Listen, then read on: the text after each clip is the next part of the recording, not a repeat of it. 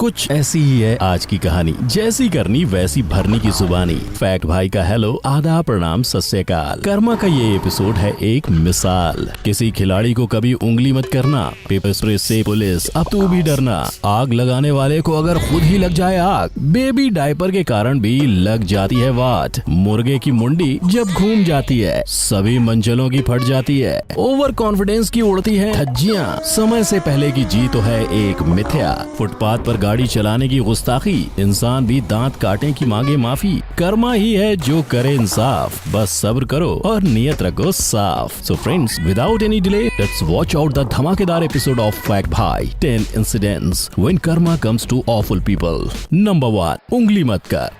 किसी भी game show का सबसे अहम हिस्सा होता है ऑडियंस। ऑडियंस के सपोर्ट से तो गधा भी गेंडा बन जाता है। वो कहते हैं ना, ऑडियंस मेहरबान तो गधा पहलवान। लेकिन कभी कभी ये ऑडियंस प्लेयर्स का मनोबल भी तोड़ देती है। बेचारे प्लेयर्स के पास इस टाइप की टीजिंग ऑडियंस को इग्नोर करने के सिवा और कोई चारा भी तो नहीं होता। लेकिन भगवान के घर में देर है, अंधेर नहीं। इस प्रकार के तंज पेश करने वाले ऑडियंस की वाट भगवान स्वयं लगाते हैं। फॉर एग्जाम्पल, ये वीडियो देखिए। जनवरी 26, 2001 में एक आइस हॉकी कंपटीशन हुआ। Chicago Black Hawks versus Colorado Avalanche. Chicago players Steve Sullivan एक हाई स्टीप बेस से गुजरते हुए ऑपोजिट गोल की ओर जा रहे थे, जब ऑडियंस में बैठे एक एवलांचे फैन ने प्लेयर सलिवन का मजाक उड़ाया। एक्चुअली खेल के दौरान सलिवन को नोज इंजरी हुई थी। उनके जख्मों पर मलहम लगाना तो दूर, ये एवलांचे भक्त उनकी खिल्ली उड़ाने लगे। सलिवन जनाब ने तो जैसे तैसे जब्त कर लिया, मगर वक्त ने जब्त करना कहाँ सीखा है। उसके बाद खेल के दौरान बॉल जो है शीशे की दीवार को तोड़कर ऑडियंस में बैठे वही एवलांचे भक्त की नाक पर लग गई। आप मिस्टर भक्त की नाक सलिवन की नाक से ज्यादा तकलीफ दे और बदसूरत दिख रही थी। मौका पर सलिवन ने सन की फैन को ठेंगा दिखाकर टीज करने का चांस नहीं छोड़ा। सिर्फ सलिवन ही नहीं, मिस्टर सनकी की खुद की बीवी ने भी कर्मा के इस खेल को थम्स अप दे दिया। इसका मतलब, तुम मुझे तोड़ दो, ये हो नहीं सकता, और मैं तुम्हें छोड़ दूं, ये मैं होने नहीं दूंगा। Number 2, paper spray. Friends, police आजकल पब्लिक को पेपर स्प्रे कैरी करने के लिए सजेस्ट करती है, स्पेशली फीमेल्स को। पेपर स्प्रे की मदद से आप किसी भी तरह के हमले से आत्मरक्षा यानी सेल्फ डिफेंस कर सकते हैं। लेकिन क्या आपने पुलिस को पब्लिक पर अटैक करने के लिए पेपर स्प्रे यूज करते हुए देखा है? नहीं ना। मगर ऐसा एक पुलिस एक्शन इतिहास में हो चुका है और इसका रिएक्शन अपने आप में एक इतिहास बन गया है। आज 2019 बुल्गारिया, यहाँ पब्लिक अपने कंप्लीट डेमोक्रेटिक राइट्स के लिए सड़क पर सरकार के खिलाफ प्रदर्शन कर रही थी। भड़के हुए और नाराज प्रोटेस्टर्स को संभालना पुलिस के लिए बहुत मुश्किल हो रहा था। पुलिस की तमाम कोशिशों के बावजूद भी प्रोटेस्टर्स काबू में नहीं आ रहे थे। तभी एक पुलिसमैन को ना जाने क्या सूझी, जो उसने पेपर स्प्रे का छिड़काव पब्लिक पर कर दिया। आइडियली पुलिस पब्लिक पर अटैक करने के लिए पेपर स्प्रे का इस्तेमाल नहीं कर सकती, लेकिन ये पुलिसमैन कुछ ज्यादा ही पुलिसगिरी दिखा रहे थे। मगर तकदीर ने ऐसी हवा चलाई कि पेपर स्प्रे का वार खुद पुलिस कर्मचारियों पर ही आ गिरा। जी हाँ मित्रों, एंग्री पुलिसमैन ने पब्लिक के अगेंस्ट पेपर स्प्रे का उपयोग करना चाहा, लेकिन बिना हवा के रुख को समझे हुए पुलिसमैन ने स्प्रे एंटी विंड डायरेक्शन में यूज किया, जिसके कारण सारा पेपर स्प्रे स्वयं पुलिस कर्मियों की आंखों में आ घुसा। कई सारे पुलिस ऑफिसर्स अब प्रोटेस्टर्स को रोकने के बदले अपनी आंखों से बहते जलते पानी को रोकने में व्यस्त हो गए। इसे कहते हैं आ बैल मुझे मार। अर्ज किया है, आवाज ही तो उठाई थी, क्या यही है कसूर मेरा? जो फर्ज था सुरक्षा का, आज बन गया खुला अंधेरा। नंबर 3, आग का वार।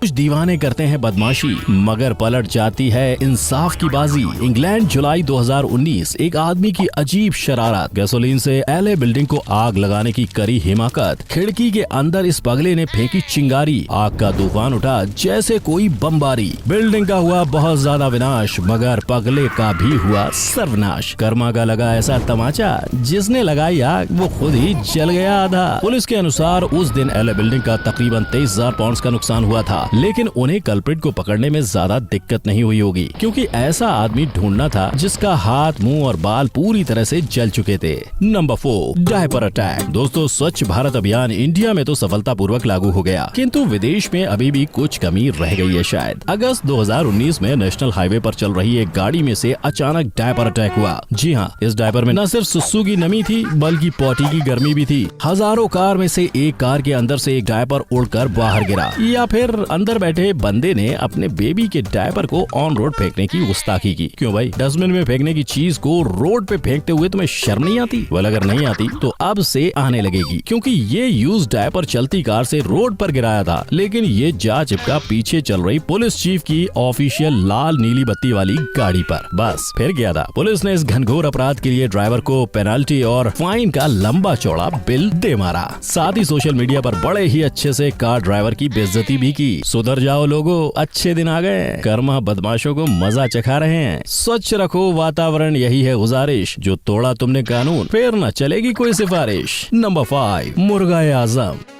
छोटा बच्चा जान के ना कोई आंख दिखाना रे। अबे ऐसे कैसे तुझे आंख नहीं दिखाएंगे? मतलब तू हमें ललकार के चला जा और हम तुझे उंगली भी ना करें? हैं? मुर्गा हूँ, गधा नहीं। इंसान का बच्चा है तो क्या, हम भी मुर्गा आजम हैं। सर पर ताज और अपने दम पर नाज है हमें। कुकड़ू मतलब एक्चुअली छोटे बच्चे ने मुर्गे की उप्स मेरा मतलब है मुर्गे आजम के ईगो को हट कर दिया, इसलिए शहंशाह नाराज हो गए। भाग छोटे भाग। कोई आए कोई, हम किसी से कम नहीं, कम नहीं। नंबर 6, मनचले। चक्के में चक्का, चक्के पे गाड़ी, गाड़ी में निकली अपनी सवारी।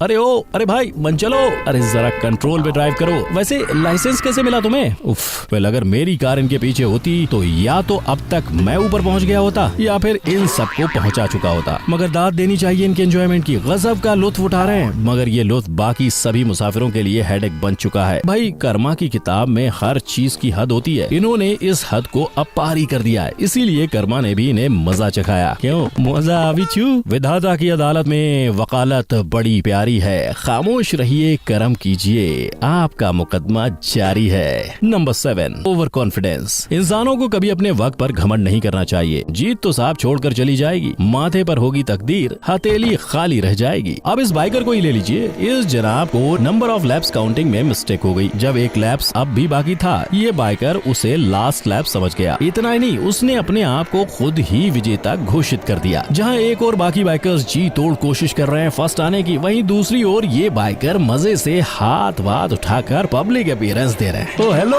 मिस्टर फैंटेसी, सपनों की दुनिया को छोड़कर रेसिंग ट्रैक पर ध्यान दिया होता तो आज ऑडियंस गाली नहीं ताली मार रही होती। Number 8, stop celebrating early. There is a saying, why should boys have all the fun. अब बाइकर्स सिर्फ लड़के थोड़ी ना होते हैं, लड़कियां भी होती हैं। वैसे ही सिर्फ लड़के थोड़े ही ना होते हैं, सिर्फ लड़कियां भी होती हैं। बाइकर मेगन के दोनों हाथ बाइक के हैंडल पर थे, लेकिन लैंडिंग के समय सिर्फ एक हाथ हैंडल पर था, दूसरा तो यूरेका स्टंट करने में बिजी था। Well as a result balance बिगड़ा, चक्का खिसका और गोल्ड मेडल हाथ से फिसला। अरे मैडम जी, इतनी भी क्या जल्दी थी? गोल्ड मेडल के साथ साथ यूरेका करती तो क्या बिगड़ जाता है? मनुष्य को सदैव धैर्य रखना चाहिए। हरिओम, नारी शक्ति जिंदाबाद। Number 9, footpath. Friends, be careful in your words and actions. आप नहीं जानते कि कर्मा भविष्य में आपको कैसा रिजल्ट देगा। क्लीवलैंड ओहियो की एक मोहतरमा को स्कूल बस ओवरटेक करने का बड़ा शौक था। ये शौक इतना ज्यादा था कि मैडम कभी भी कहीं से भी किसी को भी ओवरटेक कर लेती थी, यहाँ तक कि फुटपाथ से भी। जी हाँ, जो फुटपाथ लोग वॉकिंग करते हुए यूज करते हैं, ये मैडम उसे ओवरटेक करने के लिए इस्तेमाल करती हैं, किसी की जान की परवाह किए बगैर बस घुस ही चली जाती हैं। प्रशासन ने न सिर्फ इस महिला के ऊपर भारी भरकम जुर्माना लगाया, बल्कि पनिशमेंट के तौर पर एक सुबह भारी ठंड में मेन रोड पर एक पोस्टर के साथ खड़े रहने को कहा। इस पोस्टर पर लिखा था,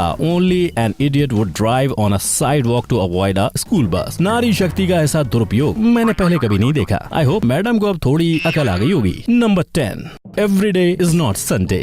No doubt guys, karma door is actually always open and you are just on the way. Soccer के प्रसिद्ध खिलाड़ी लुइस सुआरेज की एक बुरी आदत थी, वो आदत थी काटने की। जी हाँ, आपने सही सुना, दांत काटने की आदत। खेल के दौरान अपोनेंट को टक्कर मारने के बहाने लुइस उन्हें काट खाते थे। I mean, he bites. पता नहीं ऐसा क्यों करते थे जनाब। लुइस शायद अपोनेंट को ध्यान भटकाने के लिए। काफी समय तक उनकी ये हरकत नजर में नहीं आई, कभी आई तो सबूत नहीं मिला। मगर कर्मा के अनुसार हर चीज की भी हद होती है। फीफा वर्ल्ड कप के समय लुइस जी जॉर्जिया चिलिनी को काट खाए। इस बार गलत बंदे से पंगा ले लिया। पहले तो सबको ये रेगुलर क्लैश या एक्सीडेंट लगा, लेकिन जॉर्जिया के बॉडी पर लुइस के दांतों के निशान बन गए। इमेजिन कितनी जोर से काटा होगा लुइस ने जॉर्जिया को। लुइस की इस नागवारा हरकत के कारण फीफा वर्ल्ड कप ने लुइस को 4 महीने के लिए बैन कर दिया। सॉकर की हिस्ट्री में अब तक का ये सबसे लंबा बैन था। वेल सॉकर क्या, किसी भी गेम की हिस्ट्री में बाइटिंग यानी दांत काटने की हरकत भी किसी हिस्ट्री से कम नहीं है। आखिर में ये मायने नहीं रखता कि आपने जिंदगी में कितनी सांसें ली हैं, बल्कि ये मायने रखता है कि एक सांस में कितनी जिंदगी जी। कुछ माफी, कुछ गुस्ताखी, कुछ गलती,